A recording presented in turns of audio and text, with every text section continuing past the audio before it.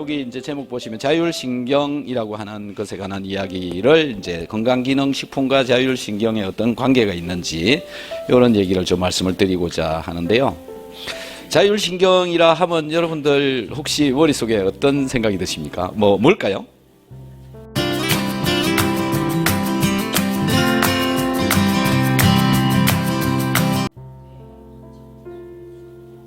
예? 예.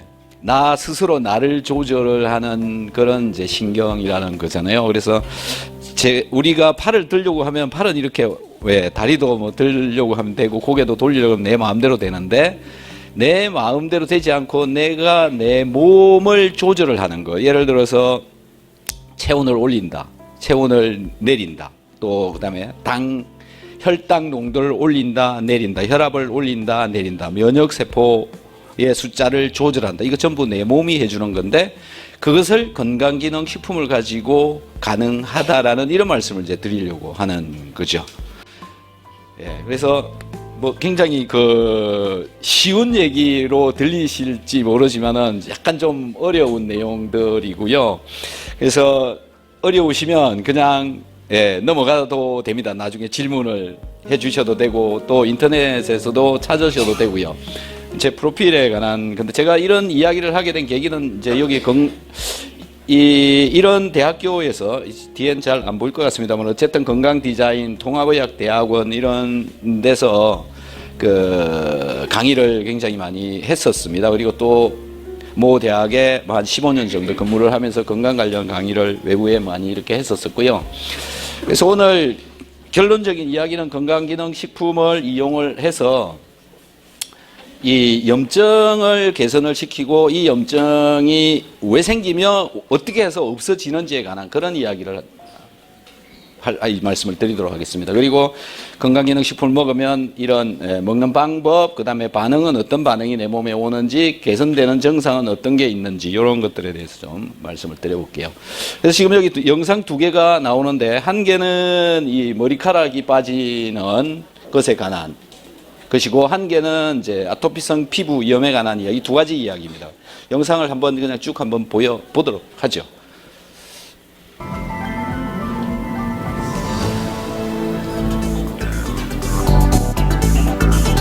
거울을 볼 때마다 외출이 두려운 여성들. 여성 탈모가 늘고 있다. 듣고 싶었어요. 10대 아이들에게까지 급증하고 있는 원형 탈모. 그 원인은 무엇일까?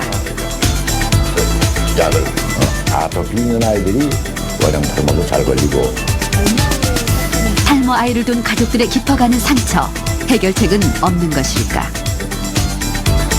또다시 대머리라고 놀려서 상처를 받고 학교를 안 가겠다고 주저앉아버리면 어떡하지? 다음 것도 한번 보죠. 어떤 사람 더 심해서 병원에 입원한 사람도 있다고 그러더라고요. 저는 그 정도 아닌 거 감사하고 신경이 좀 예민해져 있어요. 받아들이기 힘들고. 손을 계속 가만히 있을 수가 없어요. 계속 가렵고 쓰라렸고 또 긁으면 이제 여기가 또 터지고 진물이 나오고 하니까 또 상처가 더 곪고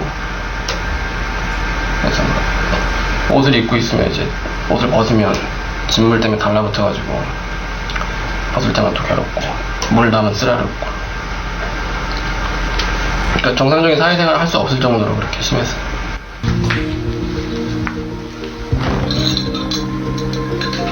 요즘 성희 씨가 하는 것은 녹차잎을 으깨 즙을 내서 냉장고에 보관했다가 몸에 바르는 것이다. 증세를 완화시키진 않지만 가려움증은 줄어든다고 한다.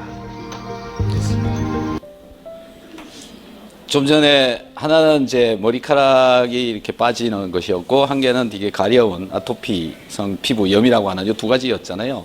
근데 머리카락이 빠지는 것은 자가 면역 질환의 개념입니다. 자가 면역이라 하면 이제 내 몸에 있는 세포를 공격을 하는 그런 개념이라고 보시면 되는데 저것도 면역과 관련되어져 있고 면역 세포의 숫자들, 면역 세포의 밸런스 이런 것들하고 관계가 있습니다. 그래서 내 몸에 면역 세포가 밸런스가 안 맞으면 문제가 발생하는 그런 개념이 한 개가 있고요. 또 한 개는 이제 아토피성 피부염이었는데 그것도 내 몸에 특정한 면역 세포가 굉장히 많이 증가하는 거. 그래서 그걸 데이터를 제가 좀 이제 보여드릴 건데요. 여기에 보시면 이제 이런 얼굴을 가진 그 대학생이 저를 찾아왔었습니다. 이 친구는 이제 그 피부과 병원을 저렇게 안 좋으니까 계속 다녔습니다. 그랬더니 피부과에서 이제 주는 것은 이제 약물을 주잖아요. 소염, 진통, 소화제 요런 개념. 그다음에 이제 항히스타민제 요런 거를 처방을 해서 주고 그걸 이제 계속 먹게 되는데 그래도 특별히 잘 뭐 되지도 않고 해서 이제 한의원을 갔습니다. 굉장히 유명한 서울의 한의원에 갔더니 이제 얼굴을 이렇게 해갖고 갔었거든요. 갔더니 못 건드리겠으니까 좀 괜찮아지면 오세요. 이렇게 돼서 그날 저한테 온 거죠. 그래서 지금 여기 접니다. 저 같아요. 예. 그 옆에가 이제 괜찮아졌을 때 같이 찍었던 사진인데 2주 정도 후에 이렇게 약간 염증이 좀 아직 많이 남아 있었고 4주 후에는 더 많아졌습니다. 그래서 이제 뭘 했는지 물어보니까 이때가 이제 그 구정이 껴 있었는데 집에서 어머니가 사골 국물을 구정 쉬는 동안 3끼씩 3일 동안 그것만 계속 먹였다. 그래서 여기 보시면 훨씬 더 많이 이렇게 올라와 있습니다. 그럼 저건 뭐냐라는 건데 저건 왜 생겼을까? 사골 국물하고 쟤하고 어떤 관계가 있느냐라는 건데 사골 국물을 잘 좀 생각해 보시면 성분 중에 탄수화물, 단백질, 지방 중에 어느 걸까요? 보통 어머니가 사골 국물 끓일 때 지방은 다 걷어냅니다. 그죠? 그래서 지방은 별로 없죠. 단백질입니다. 단백질이 굉장히 많이 들어있는 거죠. 근데 나는 저걸 먹어도 괜찮은데 얘는 저게 문제가 생긴 거잖아요. 그 이유는 장에 구멍이 많이 나 있는 그런 게 한 가지가 있는 거고요. 근데 장이 별로 안 좋다 이런 개념이 되어져 있었던 거죠. 그래서 거기를 통해서 제대로 소화가 안 돼 갖고 들어가고 또 소화가 제대로 안 됐던 그런 게 하나가 있었고 또 다른 문제점이 있을 수도 있는데 제가 이제 보는 관점에서는 장 문제하고 소화가 잘 안 됐고 장이 안 좋다 이런 개념으로 이제 보고 있는 거죠. 그것 때문에 또 문제가 많이 발생했다. 그 다음에 체온이 좀 낮아요. 예, 그래서 체온을 높이는 그래서 6주 정도 후에는 이렇게 되어졌습니다. 그래서 요렇게 변해가는 동안 이 친구의 혈액 속에서 무슨 일이 일어나는가를 피를 뽑아가지고 조사를 해봤습니다. 했더니 이제 요걸 잘 좀 기억해 놓으시면 좋을 것 같습니다. 여기 보면 림프구하고 가립구하고 이렇게 써놨잖아요. 우리 몸속에는 백혈구들, 식구들 중에 림프구라는 놈이 있고 가립구라는 놈이 있고 매크로파지라고 하는 이 세 가지가 있습니다. 림프구, 가립구, 매크로파지, 대식세포라고 하는 이렇게 한 세 가지가 있습니다. 요게 면역세포의 주종, 그러니까 외부로부터 들어오는 물질을 잡아먹는데 없애는데 쓰이는 면역세포다라는 거죠. 요 세 가지는 좀 잘 기억을 했으면 좋을 것 같아요. 그래서 백혈구의 식구 중에 아들은 가립구, 딸은 림프구. 예, 그리고 뭐 중간 정도 되는 게 이제 대식세포, 뭐 매크로파지 이렇게 보시면 될 것 같은데 기억이 좀 되실라나 모르겠네. 아들은 가립구, 딸은 림프구. 아들은 좀 과격하고 막 잘 싸우고 그 가립구가 많아지면 이런 염증이 생깁니다. 피 속에서 가립구의 숫자가 증가하면. 림프구는 딸인데 좀 온순합니다. 개가 많아지면 아토피가 생깁니다. 이 부분이 굉장히 중요한데 가립구하고 림프구의 비율에 따라서 염증으로 가느냐, 암으로 가느냐, 아토피로 가느냐, 요 두 가지의 갈림길에 들어온다라는 겁니다. 그래서 림프구가 많고 아토피로 가면 암에 안 걸립니다. 네. 가립구가 많고 염증이 많이 생기면 암으로 갑니다. 염증이 많이 생기면 암으로 가는 이유가 뭐냐면 혈관이 많이 막히기 때문에 그렇습니다.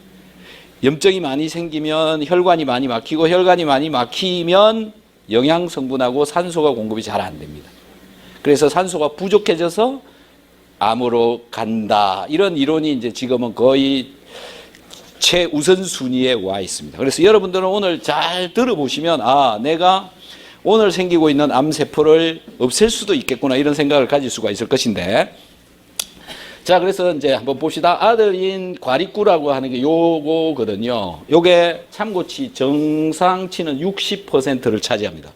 백혈구들이 있는데 백혈구 중에 과립구가 차지하는 게 60%, 림프구가 차지하는 게 35%. 이게 정상적인 숫자다라는 거죠. 그 다음에 요게 이제 그 대식세포라고 하는 게 5%입니다. 요 비율로 우리 몸속에는 항상 들어 있습니다. 그래서 한쪽이 많아지고 한쪽이 적어지고 이거에 따라서 아토피냐, 암이냐 이렇게 보시면 됩니다. 자, 그래서 첫 번째 이제 요 얼굴인데 요 사진일 때 과립구가 69.6% 나옵니다. 요 데이터. 그 다음에 림프구가 23%가 나오는데 사골 국물을 왕창 먹고 보시면 이제 요 얼굴이죠. 76%가 나옵니다. 이 과립구가 올라가죠. 이렇게. 그 다음에 이제 요 애가 올라가니까 얘는 줄어들겠죠. 이제 퍼센트로 보니까. 그래서 76%, 18% 이렇게 됐죠. 근데 여기서 좀 더 이제 좋아졌잖아요. 예, 요 때는 얼마냐면 61%, 25% 이렇게 돌아오는 거예요. 그래서 피를 뽑아서 보면 요 60%로 35% 일로 돌아가야 된다라는 건데 여기까지 올 때 사용했던 재료가 비타민 C하고 유산균을 썼습니다. 예, 이 두 가지를 가지고 이렇게 갈 수 있다라는 건데 이제 그게 그러면 비타민 C는 뭐 때문에 그렇게 됐고 유산균은 뭐 때문에 그렇게 됐느냐 이런 이야기를 제가 좀 말씀을 드리려고 하는 거죠.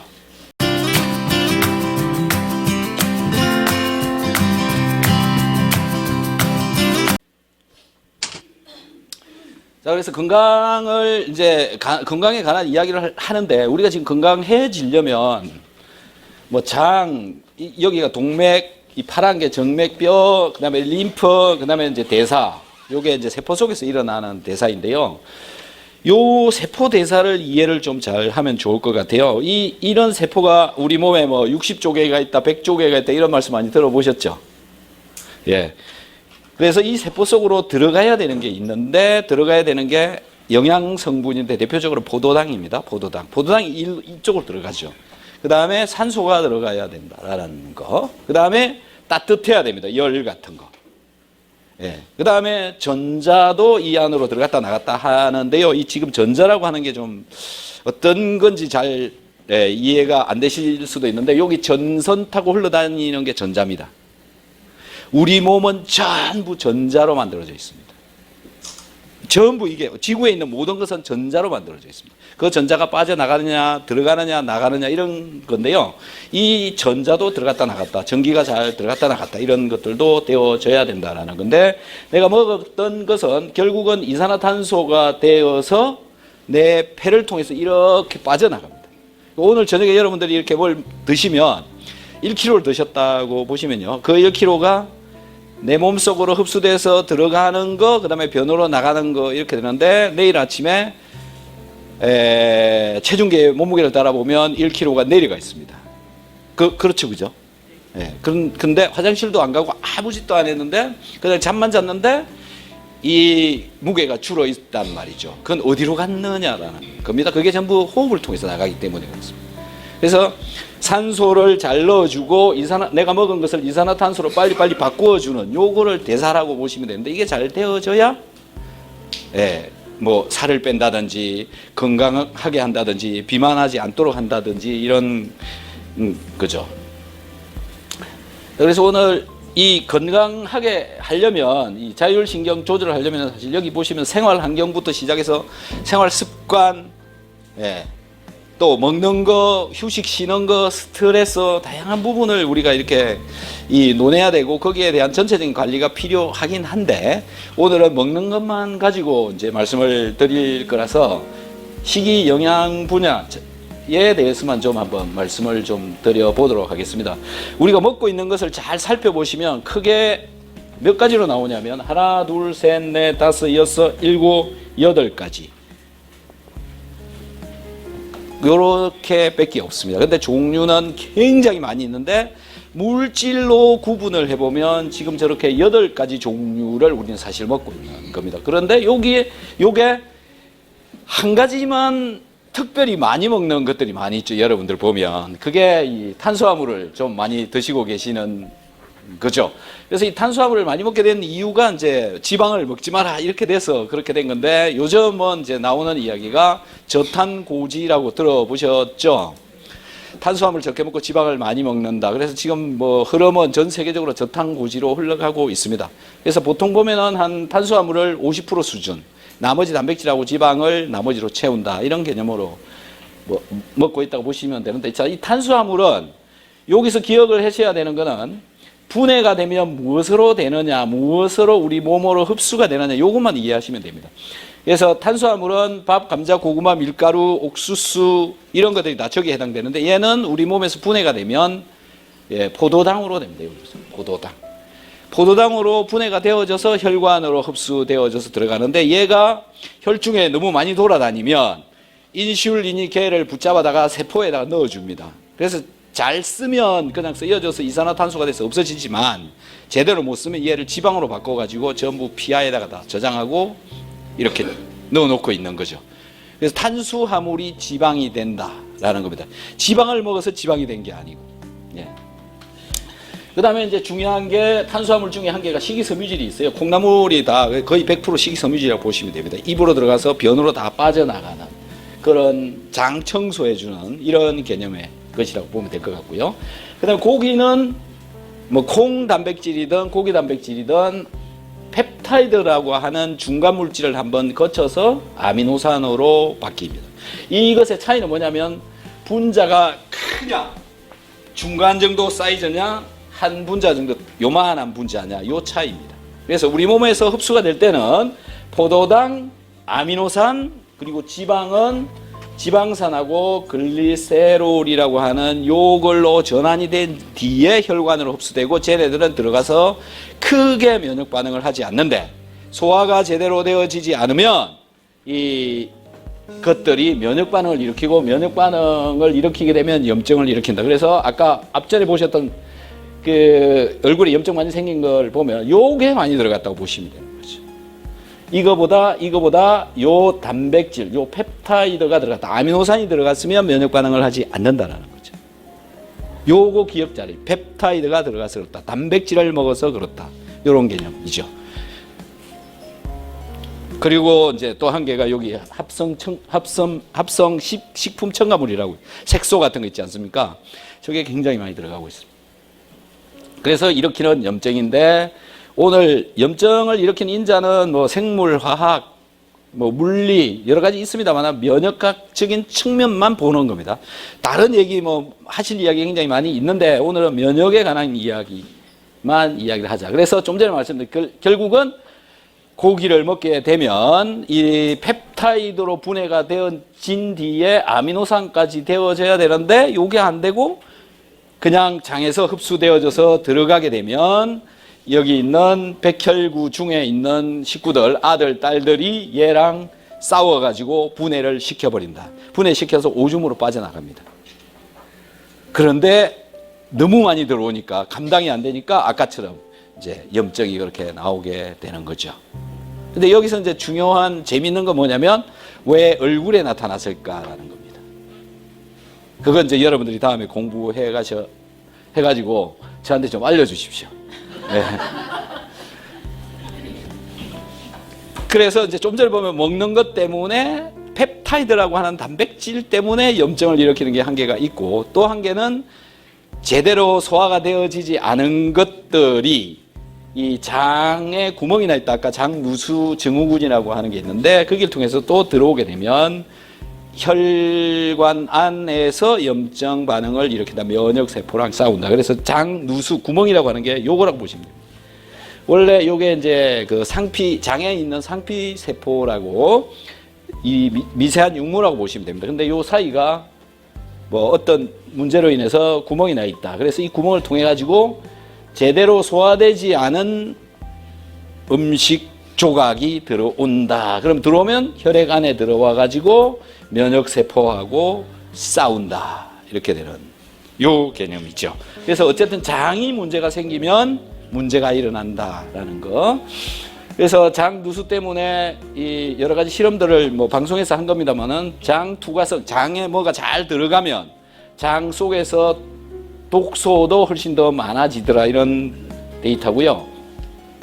장 누수로 인해서 발생 가능한 이런 그 여러 가지 질환들에 관한 종류인데 거의 대부분 다입니다. 우리 몸에서 일어나고 있는 여러 가지. 그래서 염증이 굉장히 중요하다, 이런 얘기고요. 그래서 염증을 일으키는 것, 좀 전에 그 식품에 펩타이드라는 게 있었고 장에 구멍이 생겼을 때가 있고, 이제 한 가지는 활성산소입니다. 활성산소 얘기 많이 들어보셨죠? 이 영상 한번 눌러봐 주시겠습니까? 이것도 내가 먹은 음식물 때문에 활성산소가 발생한다고 우리가 보시면 섭취한 음식물은 혈관을 타고 세포로 흡수됩니다. 내가 먹은 음식물이 혈관 타고 돌아다니다가 미토콘드리아에서 산소와 결합해 ATP라는 생체 에너지로 전환된다. 요게 세포 속의 미토콘드리아라고 이때 하는데 약 영양 5% 정도의 산소가 활성산소로 변하는데 여기에서 산소하고 우리 몸을 내가 먹은 공격하고 포도당하고 세포를 결합해서 손상시키는 것이다. 만들어서 나오고, 이때 활성산소라는 게 나온다라는 건데, 이 활성산소가 많아지면 피부 노화, 만성 피로 증후군, 끝이어도 됩니다. 단식이 네, 그다음에 암, 알레르기, 천식, 관절염, 또 당뇨, 고혈압, 이런 위궤양, 이런 것들이 활성산소 때문에 생긴다, 이런 얘기를 하죠. 뭐 어쨌든 활성산소는 뭐 이렇다, 이런 건데, 이제 중요한 건 활성산소가 무엇이냐라는 것에 관한 걸 또 공부를 좀 해봐야 되겠죠. 이겁니다. 활성산소는 그 뒤에 나오네요. 죄송합니다. 자, 피로 물질에 의해서 염증이 생긴다. 염증, 제일 처음에 펩타이드, 소화 안 된 거. 두 번째, 장이 구멍이 났다. 세 번째, 활성산소 때문에 그렇다. 네 번째, 피로 물질 때문에 그렇다. 피로 물질은 젖산입니다. 젖산이라고 들어보셨습니까? 김치가 발효되어져서 나오는 대표적인 산이 젖산입니다. 그래서 김치 여러분 우리 먹으면 그 신맛을 내는 거 있잖아요. 그겁니다. 그게 내가 먹는 건 괜찮아요. 근데 내 세포 속에서 그게 생기면 세포가 산성으로 변해가 가지고 통증을 일으킵니다. 그래서 암 환자가 통증이 일어나는 이유 중에 한 개가 그것 때문에 그렇습니다.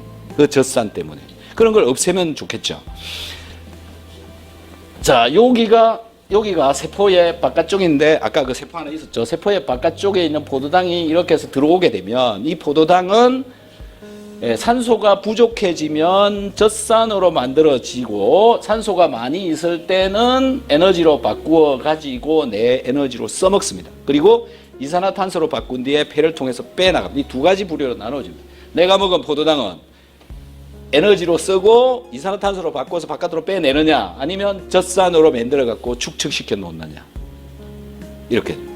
근데 이 젖산이 세포 속으로 많이 들어오게 되면 이 암 유전자라고 하는 놈을 젖산이 공격을 해가지고 바보로 만들어 버립니다. 암 유전자는 암을 발생을 시키는 유전자인데, 원래는 이제 없어지죠. 이런 패스웨이를 통해서 분해되고 없어져 버리는데, 젖산이 오게 되면 얘가 분해가 안 되고 암을 유발을 시킨다라는 겁니다. 그래서 이제 저기서 말하는 암을 발생시키는 원리는 뭐냐면, 산소가 부족해서 생기고 산소가 부족해서 젖산이 생기고, 요 두 가지가 암을 만들어내는 중요한 요인이 된다라는 게 요즘 이제 떠오르는 암 발생 요인의 대표적인 한 개의 그 메커니즘입니다. 예전에는 DNA가 고장이 나서 그렇다, 바이러스 때문에 그렇다, 이런 얘기를 많이 듣죠. 그다음에 뭐 탄 걸 많이 먹어서 그렇다, 이런 이야기도 많이 나왔는데, 어쨌든 지금은 이런 문제다라는 거죠. 산소가 부족해서 그렇다, 젖산이 축적돼서 그렇다라는 거. 그래서 어쨌든 젖산이 축적되거나 하면 세포에 통증을 일으키고 염증을 유발하고 이런 일들이 일어난다. 그래서 정리하면 네 가지였죠. 염증을 일으키는 요인 네 가지. 그래서 건강식품을 먹으면 어떻게 괜찮아지느냐라는 건데, 여기 첫 번째는 이 소화가 잘 안 될 때 비타민 C를 먹는다라는 거죠. 요거를 한번 어떻게 비타민 C가 소화를 시키는지에 관한 이야기를 이제 여기 적어 놓은 겁니다. 여러분 소화 잘 되십니까? 다 잘 된다고 생각하시고 계시는데, 대한민국 국민의 40 내지 50%는 위장의 문제를 다 가지고 있습니다. 염증을 가지고 있습니다. 조금씩. 그래서 내시경 해보면 염증이 있네요 이럽니다. 그 이유는 뭐냐면은 위는 그 조금만 어떻게 돼도 잘 염증이 생기는 거 되고 또 한 2시간 만에 회복이 거의 다 돼버리는 빨리 회복되고 빨리 뭐 상처받고 이런 데라고 보시면 됩니다. 그런데 대표적으로 위산이 부족해서 일어나는 문제점이 가장 많습니다. 그 이유는 스트레스, 과식, 그 다음에 너무 뭐 술을 많이 마신다든지 과로를 한다든지 이런 걸로 인해서 위산이 덜 나옵니다. 위에서. 그러면 음식 소화가 잘 안 되고 위산이 하는 일이 뭐냐면 내가 먹은 이 고기를 이 소화 효소가 펩시노겐이라는 게 있고 펩신이라고 하는 게 있는데 얘는 얘를 분해하지 못합니다. 펩신이라는 놈이 되어야 얘를 분해하는데 펩시노겐이 펩신으로 바뀌는데 필요한 게 위산입니다. 근데 우리는 피곤한 것 때문에 위산이 덜 나온다는 거죠. 근데 병원이나 약국 가서 쏙쓰립니다 그러면 위산 과다군요 이렇게 얘기하죠. 근데 그거를 잘못 알고 있는 거예요.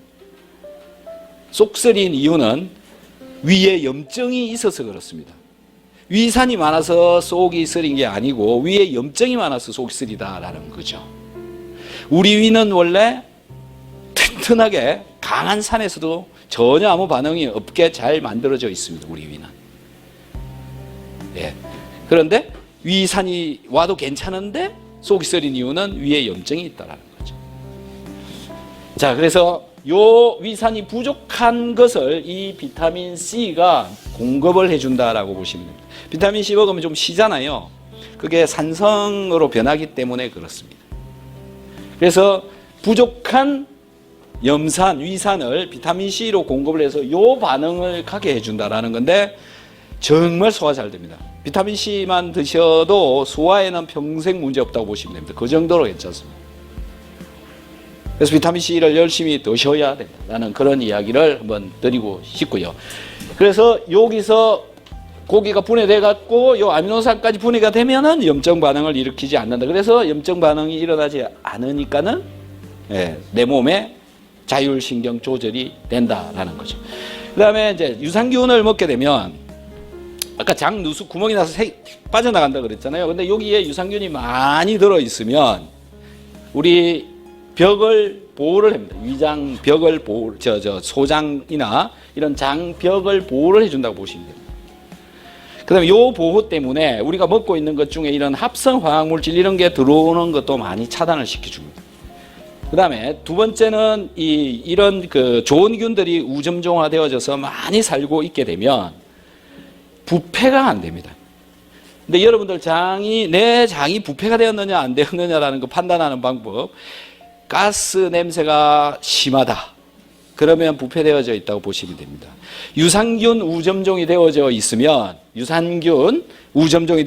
냄새가 안 납니다. 별로 안 납니다.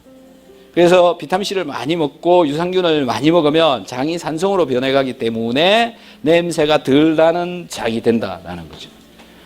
그래서 여기가 또 보호가 되고 얘가 상처를 덜 받고 그것 때문에 이 장 누수가 덜 생긴다라는 요 개념으로 보시면 됩니다. 그 다음에 이제 활성산소에 관한 이야기죠. 아까 염증이 생기는 이유 중에 활성산소가 내 몸에 염증을 일으킨다. 그래서 활성산소는 전자가 부족한 산소입니다. 이제 활성산소의 개념을 이해를 해야 되는데 화학적으로 설명하면 이렇게 복잡합니다. 그래서 그냥 좀 쉽게 말씀을 드리면 이 전자를 잘 보시면 요게 우리가 지금 숨 쉬고 있는 이 공기 중에 있는 산소고요. 요거의 방향이 요렇게 되어져 있죠. 근데 한쪽으로 몰려가 있거나 방향이 이 방향, 아래 방향 되어져 있거나 그 다음에 또 여기는 위, 여기는 아래, 여기는 위. 요게 이제 이 산소 속에 들어있는 전자가 어떤 방향으로 모여가지고 돌고 있느냐, 전자가 많이 있느냐, 적게 있느냐, 요 차이입니다. 그러니까 활성산소는 이제 뒤에 종류가 나오는데 두 가지 정도가 나옵니다. 전자가 너무 많은 활성산소가 있고 전자가 부족한 활성산소가 있습니다. 부족한 활성산소, 전자가 많은 활성산소. 그래서 얘네들은 전자가 많으면 남을 줍니다, 전자를. 그 다음에 내가 전자가 부족하면 남은 것을 뺏어옵니다. 이런 산소라고 보시면 되죠. 근데 중요한 건 비타민 C가 전자를 주기도 하고 전자를 받기도 한다는 게 특이한 겁니다. 다른 것하고 다른 차이점이. 그래서 요게 이제 비타민 C의 화학 구조인데, 요게 환원형 비타민 C고 요게 산화형 비타민 C라는 겁니다. 환원형은 전자를 줄 수 있는 비타민 C고 얘는 전자를 뺏어올 수 있는 비타민 C입니다. 두 종류가 두 개가 들어있다고 보시면 되죠. 근데 일반적으로 이 환원형의 비타민 C입니다. 근데 내 몸에 들어가서 기능을 하면서 이제 산화형으로 바뀌죠. 자, 그래서 전자 이야기입니다. 전자는 여러분들 인터넷 가서 좀 뒤져보시면 되는데, 어쨌든 전기를 통하게 하는, 이 전선 타고 흘러가는 그 전자입니다. 예, 그거라고 좀 보시면 될 것 같고. 그리고 화학적으로 이제 되게 어렵기는 합니다만은, 비타민 C는 전자를 공급을 해서 활성산소를 없애버린다라는 거죠. 요거 활성산소 없애는데 비타민 C가 쓰인다라는. 그 다음에 이제 두 번째가 젖산을 중화를 해서 염증을 개선하는데, 통증을 개선하는데 쓰인다라는 거죠. 그 다음에 이제 이 유산균하고 비타민 C를 가지고 전자를 공급해서 활성산소를 제거를 해서 이 자율신경을 조절할 수 있도록 해준다라는 게, 요렇게 이제 정리를 다 하시면 될 것 같고요. 먹는 방법에 관한 건데, 비타민 C 같은 경우에 아까 제가 산화형 비타민 C라고 말씀을 드렸는데, 희한하게 비타민 C의 화학 구조하고 우리가 먹고 있는 포도당의 화학 구조가 거의 비슷합니다. 그래서 우리 몸에 있는 세포는 포도당이 부족하면 비타민 C를 막 가지고 가는 그런 성질이 있습니다. 그래서 암 치료할 때 포도당을 덜 먹이고 탄수화물을 덜 먹이고 비타민 C를 많이 혈관에다가 주입해서 암을 치료를 하는 그런 방법이 있습니다. 그래서 여기 산화형, 환원형, 산화형 이렇게 나오는데, 요 산화형이 포도당이 내 몸에 부족하면 비타민 C를 끌고 가가지고 암세포 안으로 쟤를 데리고 들어가서 암세포가 파괴가 되어지는 이런 메커니즘에 의해서 암을 이제 사멸시키는 이런 것들이 있습니다. 그래서 비타민 C를 먹으면 아까도 말씀드렸듯이 내가 오늘 생기고 있는 암세포를 줄여갈 수 있다라는 게 굉장히 특이하다라는 거고요. 호전 반응은 여러분들도 많이 아마 겪어보셨을 텐데, 비타민 C 먹고 가장 많이 일어나는 것이 이제 뭐 설사가 생길 수 있고, 가스가 굉장히 많이 차고, 소변 색깔이 변하고, 거품도 일어나고, 기타 등등 많이 있습니다만은 저거 다 견디고 그냥 계속 먹으면 됩니다. 네. 너무 힘들면 뭐, 예, 좀 줄이시거나 이러시면 되고요. 한 3일만 지나면 괜찮아집니다. 개선되는 증상은 자율신경과 관련되어지는 질환 대부분이 좋아집니다. 그래서 암 같은 경우에 통증도 줄일 수가 있고요. 저 같은 경우에 이제 비타민 C 아까 소화제로 쓰인다라는 거를 말씀을 드렸잖아요. 소화하는데 정말 좋습니다. 저도 뭐 김밥을 먹거나 튀김을 먹거나 이랬을 때 소화가 잘 안 되고 힘들었던 어린 시절을 보냈습니다. 근데 한 30살 정도 이후에 비타민 C를 먹으면 저렇게 괜찮아진다라는 걸 알고 나서부터 비타민 C를 먹고 그 이후로 소화가 잘 안 됐던 적이 거의 없습니다. 그래서 양을 좀 많이 드셔야 되는데, 아까 양에 관한 이야기가 여기서 나왔었나요?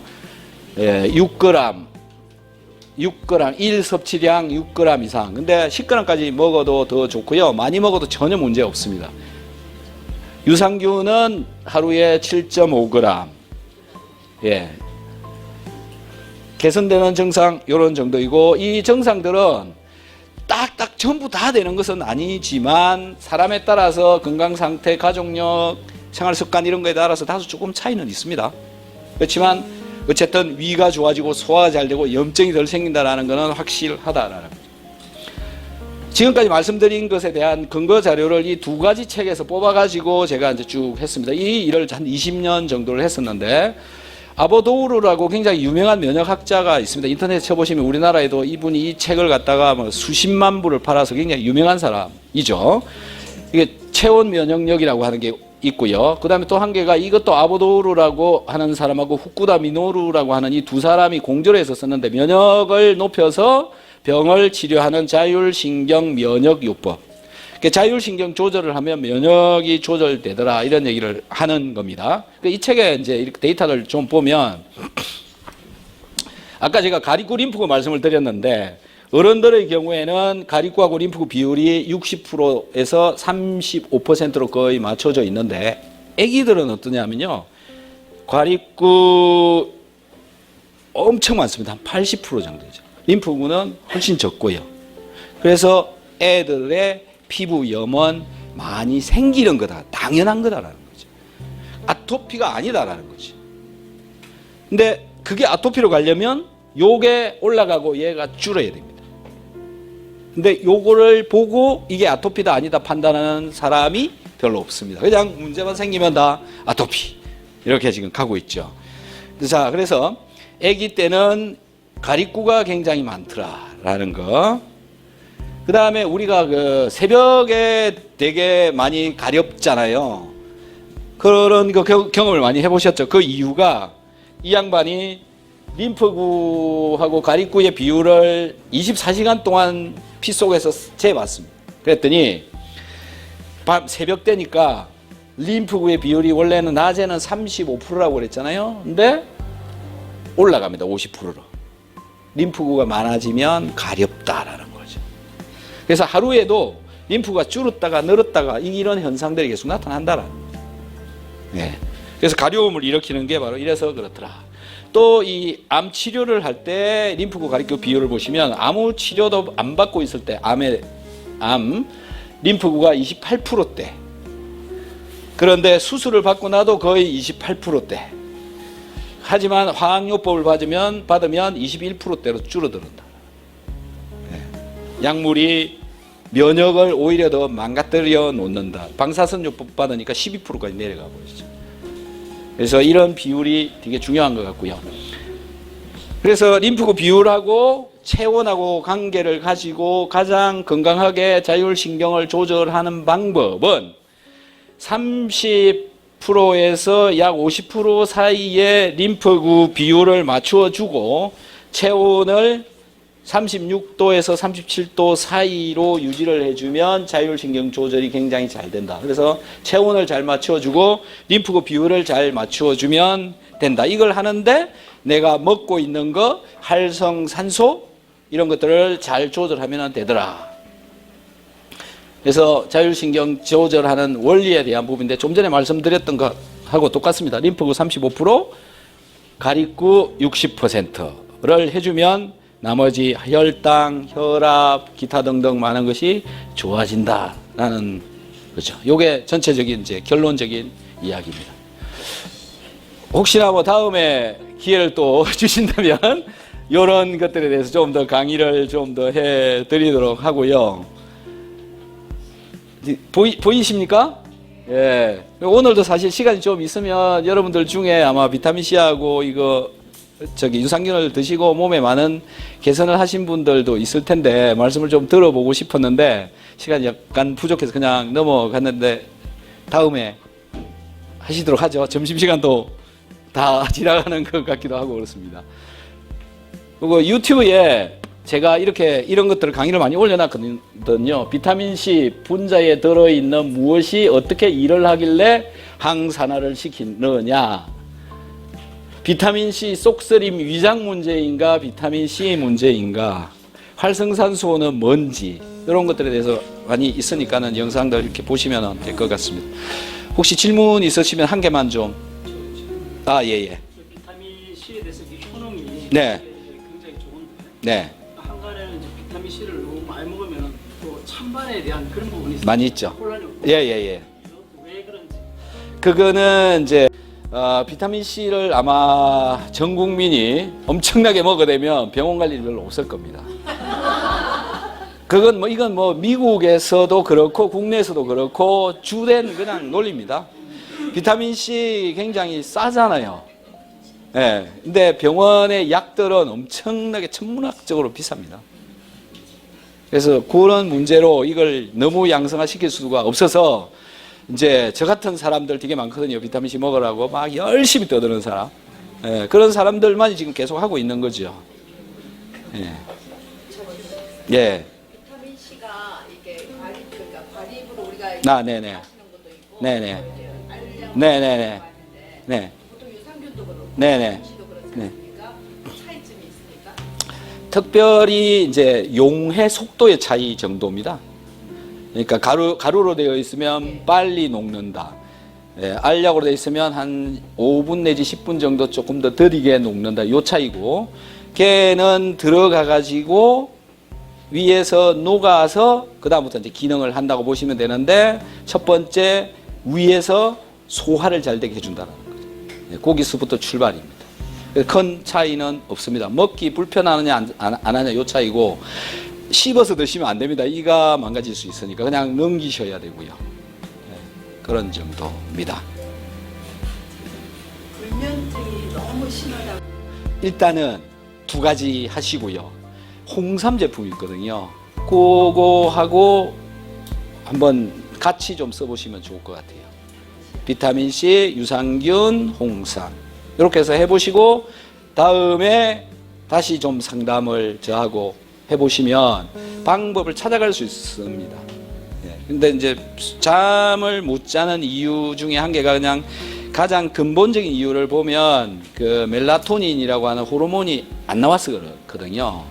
그걸 이제 나오게 하게끔 이 몸을 이제 만들어 줘야 되는 거죠. 그것도 자율신경이 하는 겁니다. 그래서 잘 잡히는 사람이 있는가 하면 요인이 전혀 다른 데 있어가지고 아닌 경우도 있기 때문에 한 개씩 이렇게 해봐야 된다고 보시면 돼요. 아, 예. 비타민 C가 그냥 이제 천연 비율이 높은 비타민하고 예. 그냥 일반 뭐 고려온다 예. 그런 거랑 차이점이 예. 자, 비타민 C는 대표적으로 영국에서 큰 공장에서 비타민 C 하나 합성해서 만들어낸 전분, 옥수수 전분으로 비타민 C를 만듭니다. 중국에 만드는 데가 있고 두 군데가 있습니다. 그 요거는 그냥 합성해서 만들어낸다 이렇게 이해를 하시고 계시잖아요. 그거는 공장에서 우리 전분으로부터 만든다 이렇게 보시면 됩니다. 아까 포도당하고 비타민C 구조가 거의 비슷했잖아요. 전분을 분해하면 포도당으로 되잖아요. 그걸 갖고 만든다고 보시면 돼요. 그러니까 요거를 그냥 합성 비타민. 그리고 천연 비타민이라고 하는 거는 어떤 사과나 귤이나 이런 데서 빼낸 비타민을 말을 하는 거거든요. 두 개를 정확하게 빼냈을 때 화학 구조적으로 차이는 없습니다. 그런데 효과 없습니다. 똑같습니다.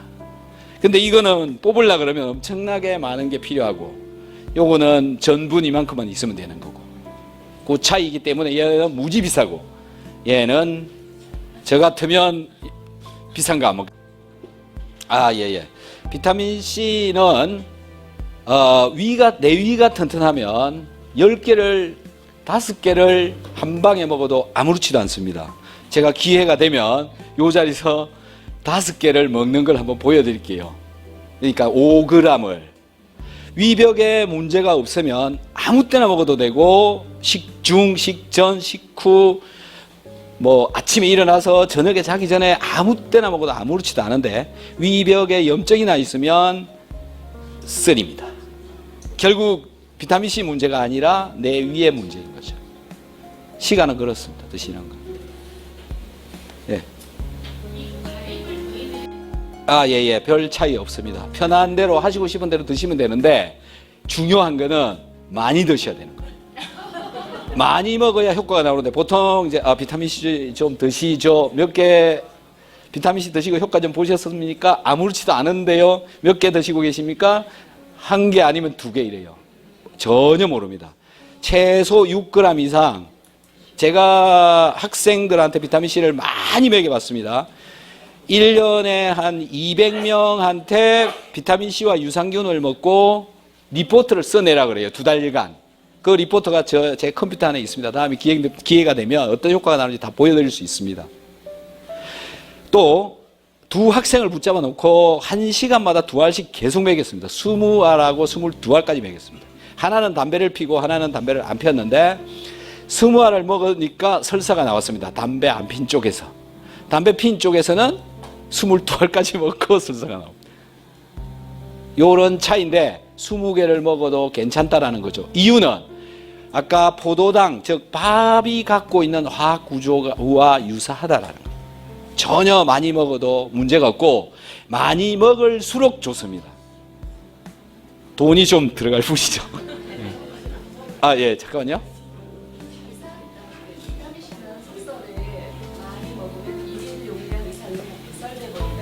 아, 예, 예.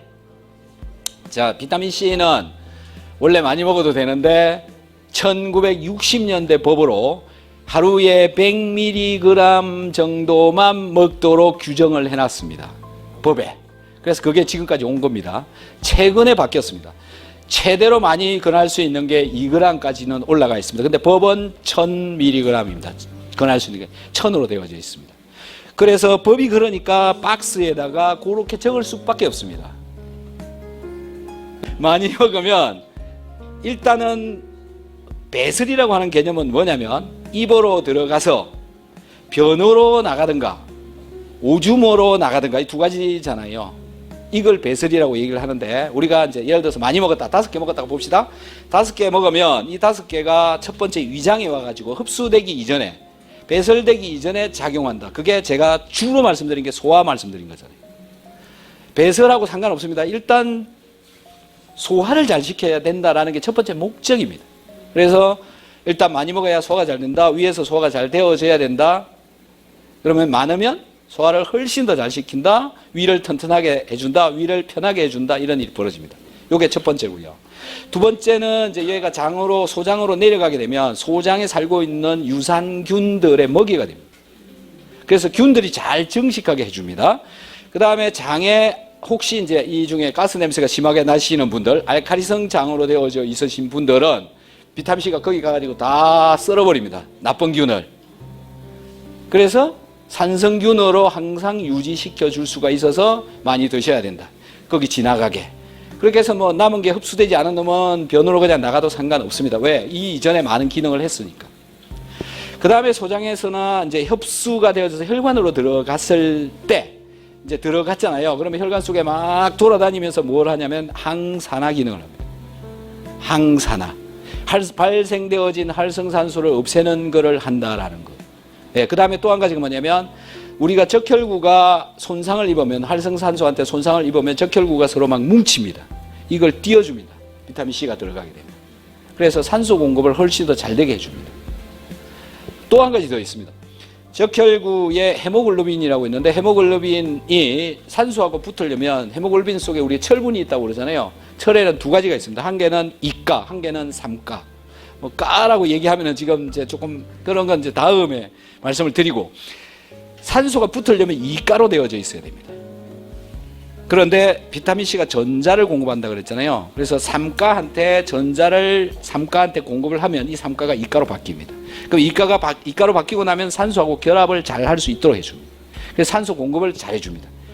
비타민C를 먹으면 산소 공급이 굉장히 잘 되기 때문에 자율신경 조절이 잘 되는 겁니다. 대부분 지금 자율신경 조절이 잘 안 되고 있는 이유가 산소가 부족해서 그렇습니다. 그래서 암도 만들어져 가고 있다고 보시면 됩니다. 근본적인 원리는 이제 요런 데 들어있죠. 예. 아, 예.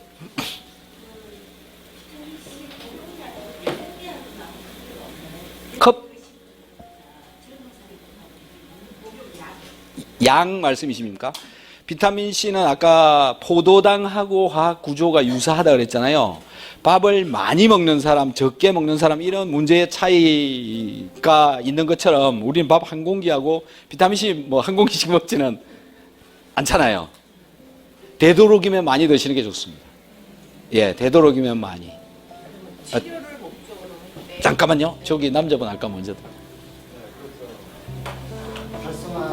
때도 있습니다. 항상 호흡을 하면서 활성산소는 계속 만들어져 나옵니다. 그냥 운동을 할 때도 활성산소는 계속 만들어져 나옵니다.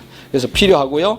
활성산소를 제거하는 목적도 있지만 또 소화를 시키는 그래서 음식을 먹을 때는 꼭 먹어야 되고 안 먹을 때는 중간중간에 이렇게 드셔도 괜찮습니다. 잠깐만요.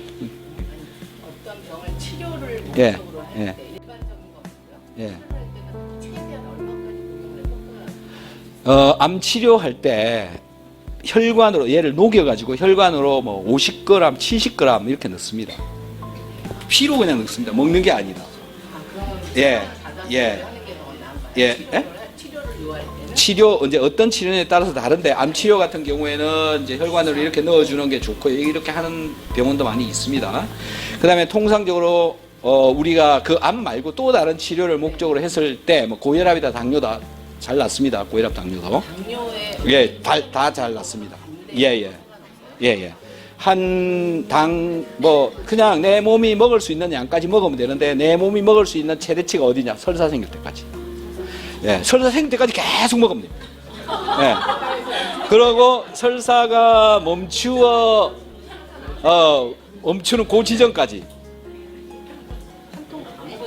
다 드셔도. 어쨌든 많이 먹을수록 좋고 시간 간격을 두고 1시간마다 한 번씩 이렇게 계속 먹는 게 더 좋습니다. 한 방에 다 틀어 넣는 것보다. 그래서 계속 먹는 게 좋죠. 네.